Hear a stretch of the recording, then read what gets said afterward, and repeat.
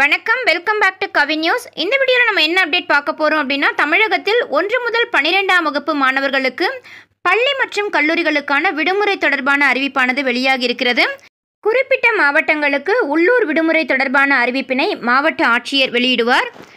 August 6 இன்று எந்த மாவட்டத்திற்கு உள்ளூர் விடுமுறை அறிவிப்பானது வெளியாகி இருக்கிறது என்பதை பார்க்கலாம்.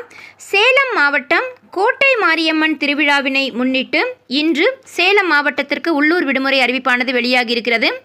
இந்த விடுமுறையை ஈடு செய்யும் வகையில் 23ஆம் தேதி சனிக்கிழமையன்று வேலை நாள் என மாவட்ட நிர்வாகம் உத்தரவிட்டிருக்கின்றது.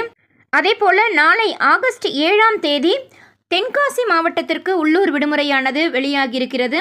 சங்கரன் கோவில் சங்கர நாராயணர் ஆலயத்தில் ஆடி தபசு திருவிழாவை முன்னிட்டு ஆகஸ்ட் 7ஆம் தேதி உள்ளூர் விடுமுறையை அறிவித்திருக்கிறார் மாவட்ட ஆட்சியர் திரு கமல் கிஷோர் அவர்கள்.